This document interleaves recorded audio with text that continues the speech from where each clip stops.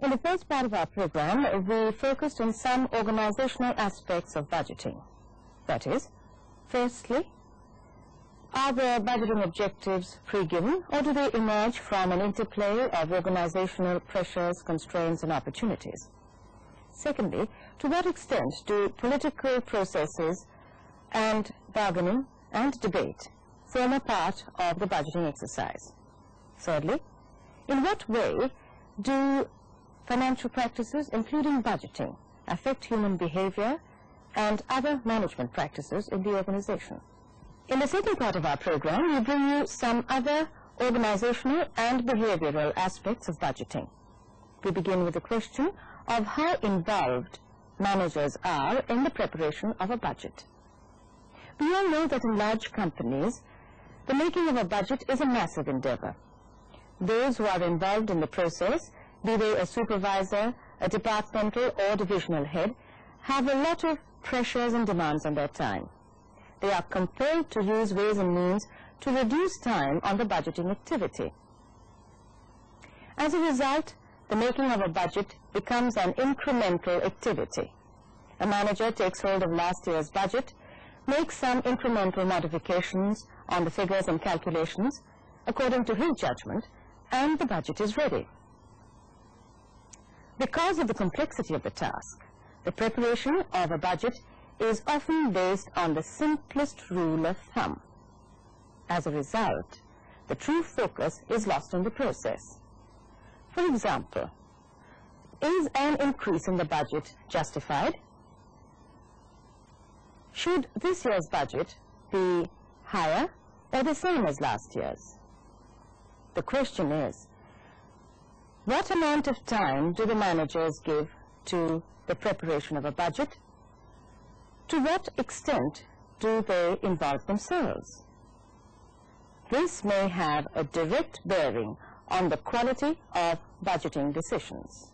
And I think it is very essential that the managers at all levels should spend sufficient time in the budgeting exercise. And more it is done if the chief executive and the other senior executives take more interest and spend more time on it, then the budget which ultimately evolves is rather a very effective budget, a very efficient budget. The budget has got to be a thorough and detailed exercise. In fact, I would recommend for all our large organizations, the budgeting for the next year should begin the previous year itself. And such a budget evolved over a long period alone can vouchsafe the accuracy, the credibility, and the necessity belief from the practicing managers in the budget. That alone will ensure it. Managers prepare budgets in the light of what they can expect to get. By necessary padding, that is overestimating of resources, inputs and costs, they seek to market their demands. Sometimes slack, that is underestimating revenue or outputs, is built into the budget. Support can be actively canvassed, and the demands can be packaged in a most appealing way. Points can be stretched a little, but never as far as can be put to test. Tangible results may be given undue weightage. Simple activities can be described in the most complex way, and complex activities in the simplest way. But the question is, why is there this tendency to pad or they'd slack in budget? This is an unfortunate portion, because a budget is taken as a measure for performing, for assessing somebody's efficiency. The budget is taken as an instrument or a tool for giving promotions or increments to people. Have you achieved the budgetary targets? Then you are supposed to be good. If you are not, then you are not supposed to be good. This tendency is bad. It is this perception of the budget as a measuring rod that makes managers to build in slack or to build in some kind of a cushion, so that they can completely explain away whether they have underachieved or overachieved the budget. This will make also budget totally unrealistic, and once this realization that the budget is unrealistic seeps in, the tendency to treat budget as an useful instrument will totally go. The tendency to build in a slack into the budget arises from several factors. One may be the person's own psychological nature, that he is conservative. He would rather later perform better than promise more to begin with. Or he tends to overestimate the risks and difficulties in the external environment of the market or the suppliers. Another reason could be that he is not sure of the kind of teamwork and support he will receive from his own subordinates. A third reason could be the level of cooperation that he fears he may not receive from the other functions, which tends to make him build some kind of a safety margin. But a more serious fourth reason would be that the higher levels in the organization have in the past been harder than was warranted on functions, regions and divisions showing negative variances. And in the interpretation of the results, they have not adequately kept in mind the environmental factors or certain legitimate internal difficulties. So when a small variance is given a high degree of adverse attention and publicity within the organization in top level and other level meetings, this creates a defensive attitude on the part of people down the line, and in future they begin to build in the safety margin. If the signal given by the higher level management is that try harder for higher level goals, and we will understand the various circumstances which have prevented you, as long as you have in a bona fide manner attempted your best, this would lead to more challenging budgeting goals in the future. So there are a variety of reasons responsible for padding or building slack into budgets. The related question is, how can this tendency be minimized, if not completely overcome? First and foremost is to say at the very beginning of the budgeting exercise that the management appreciates that there are many uncertainties about demand, competition, finished goods prices, raw material prices, availability of power, industrial relation situation, and therefore they would like people to do their best under the circumstances, but not to put themselves to excessive and undue strain.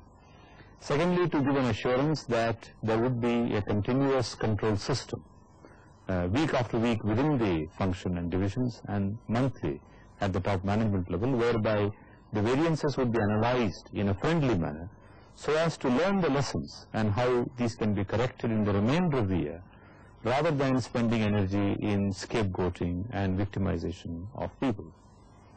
The third approach would be to ensure that the resources which are assumed in the process of goal setting are in fact provided, and for this purpose the top management spending more time and follow-up with the various staff functions like materials, maintenance, finance, personnel, to ensure that the line departments are fully supported with the necessary resources. This will raise the confidence of the people actually proposing the various budgetary goals.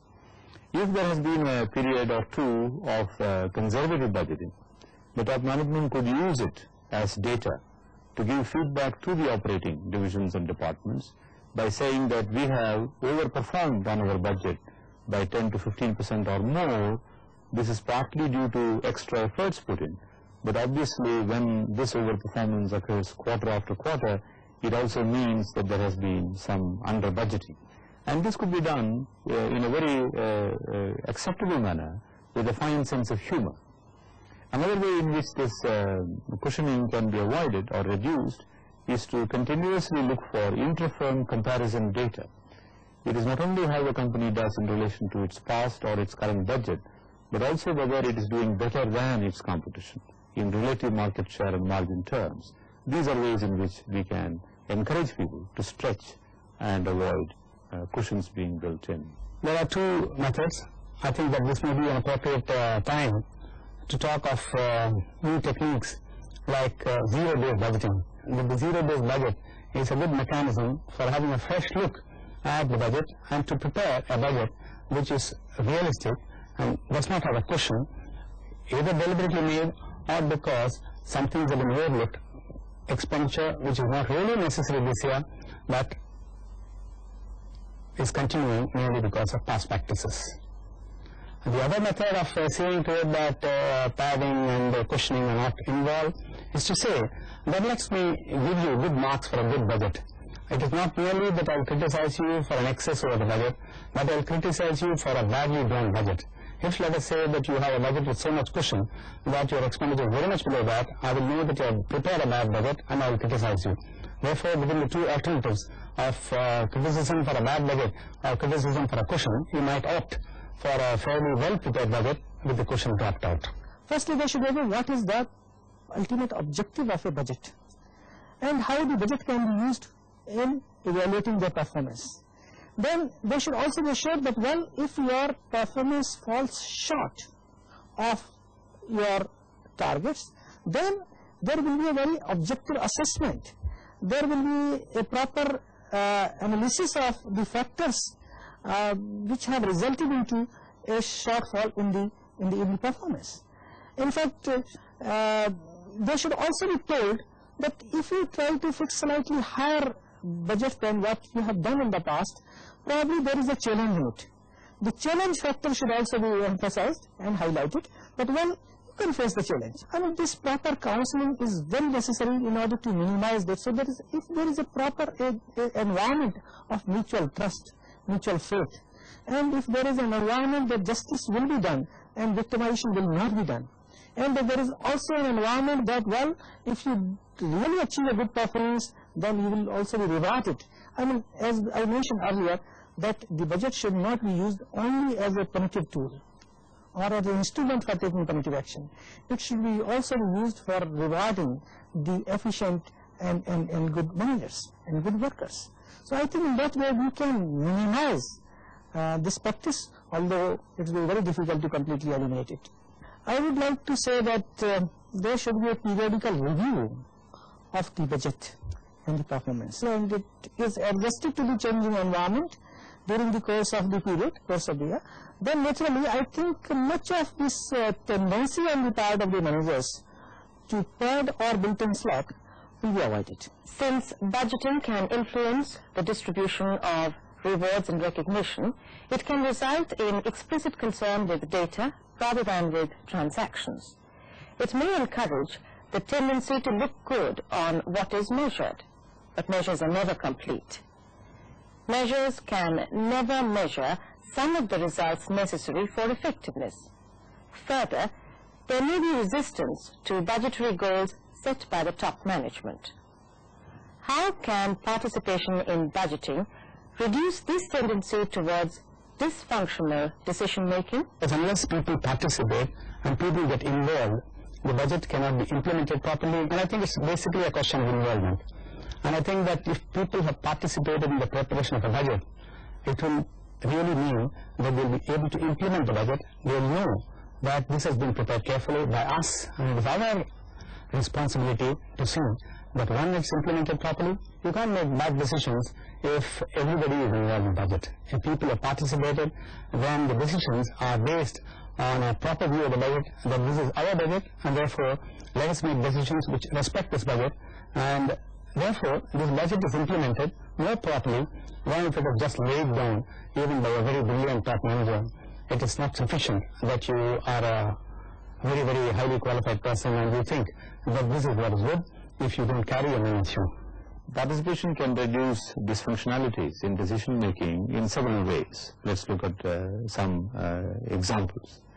I have seen organizations where the participation of the field salespeople has led to management revising an initially lower sales target.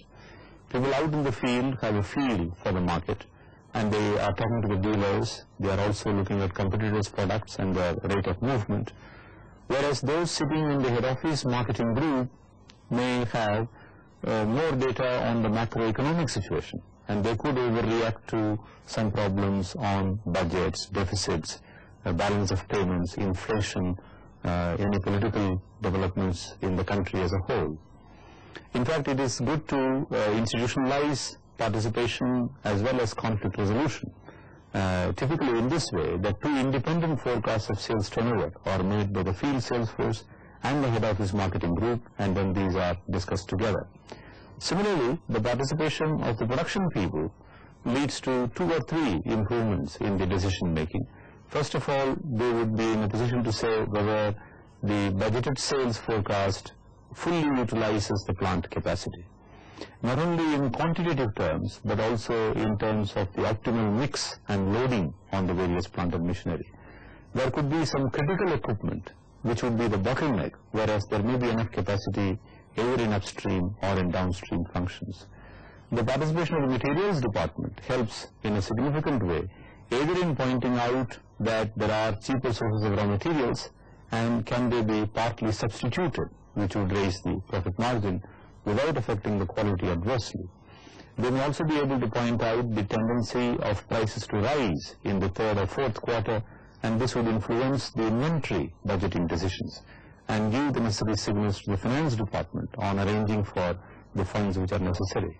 Similarly, the participation of personnel would warn the organization if a long-term agreement is due for negotiation, or if there is likely to be any difficulty over that year's bonus payment negotiations, or any other kind of election, local or central, which might affect the working of the enterprise.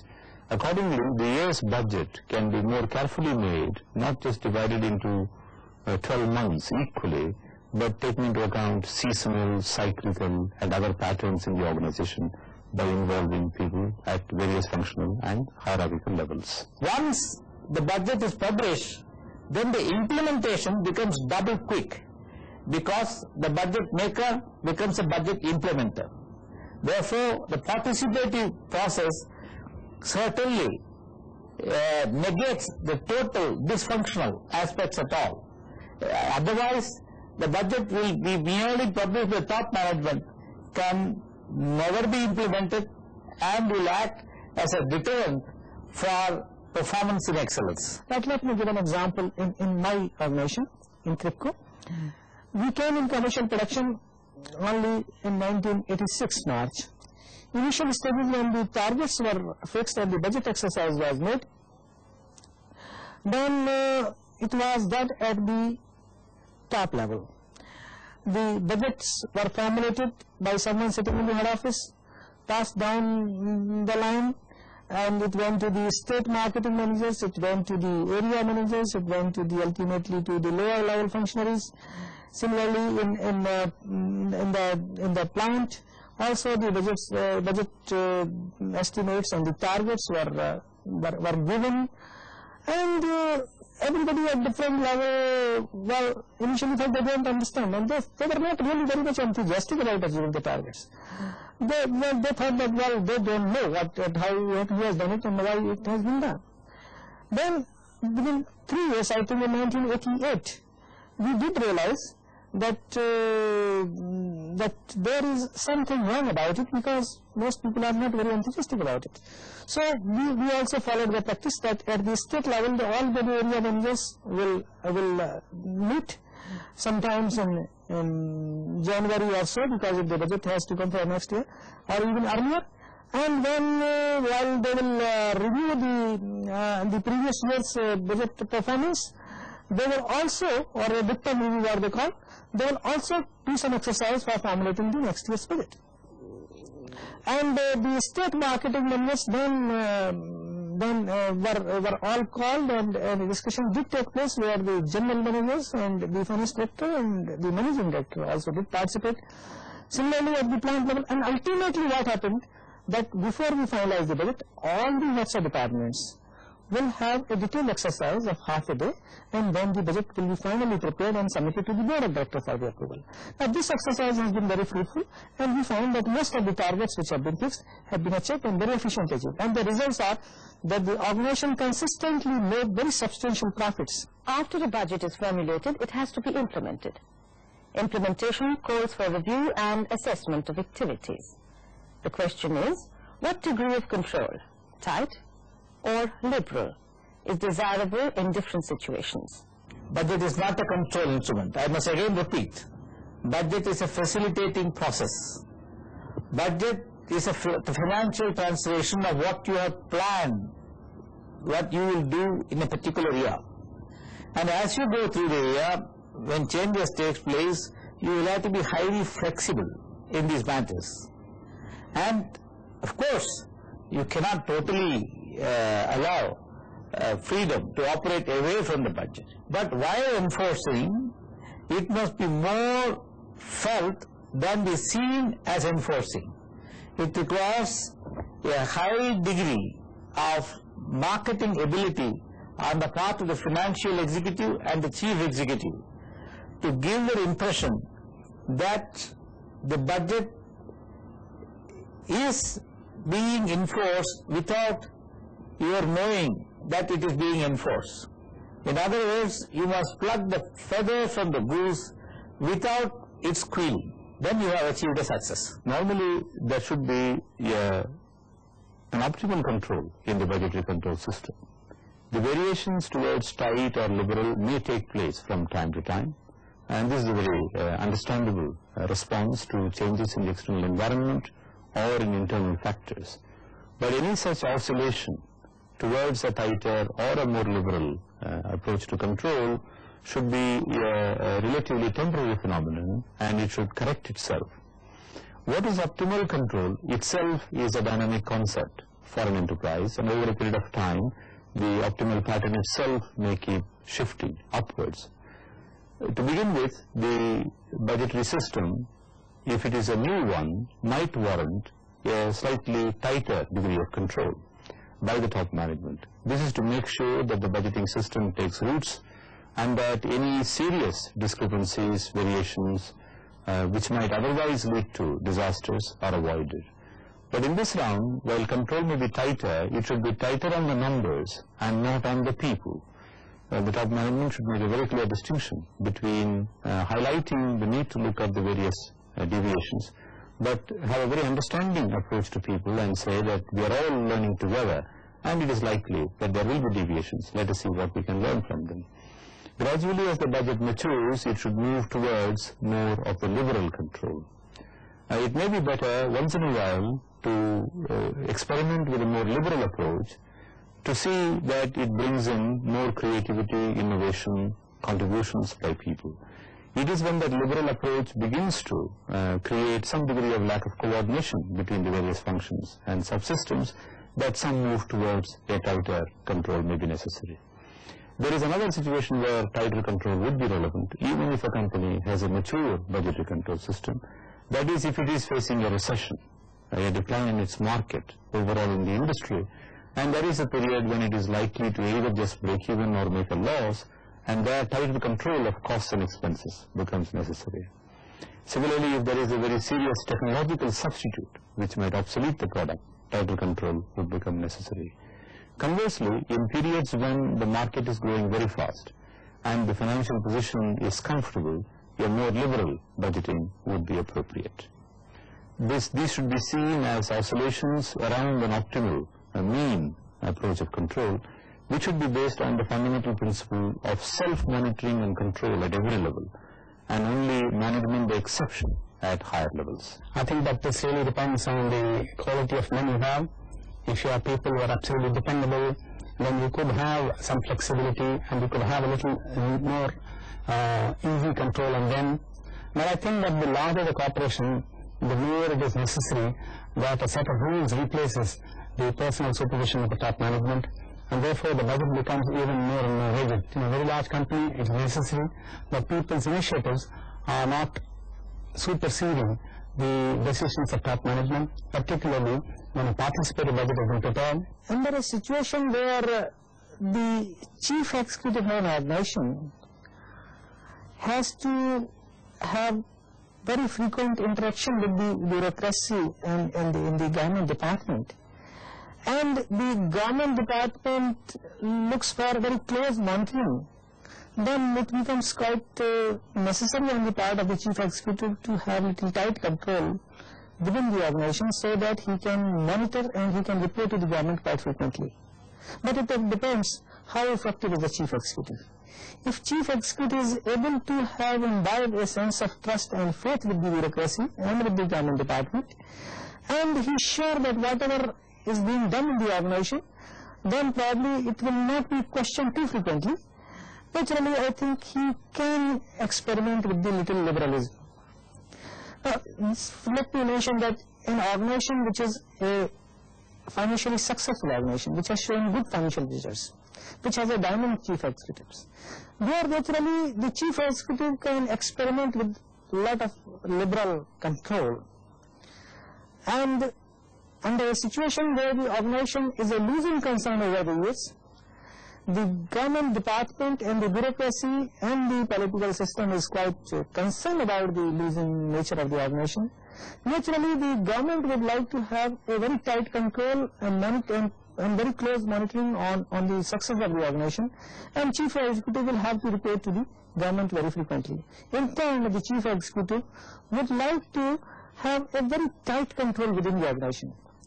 So therefore, I think if the organization is successful and has established good reputation with it, I think the chief executive should experiment with the liberal control.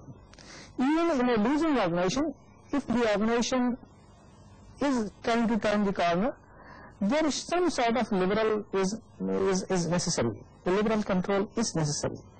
I personally feel that the liberal control is a lesser evil than very tight control. We have our experience within our organization. We have been quite liberal in that respect, but we have also tried to discuss with the people, and except for few managers and few departments where we thought it was essential, very essential to have a tight control, we haven't generally followed a practice of such a tight control which ultimately demoralizes the people. In this two-part program, we have attempted to present an organizational or total view of budgeting. This is predicated on our strong belief that a knowledge of budgetary control, or for that matter, any control system on the human behavior, is necessary to avoid dysfunctional decisions and to achieve employee motivation towards organizational goals.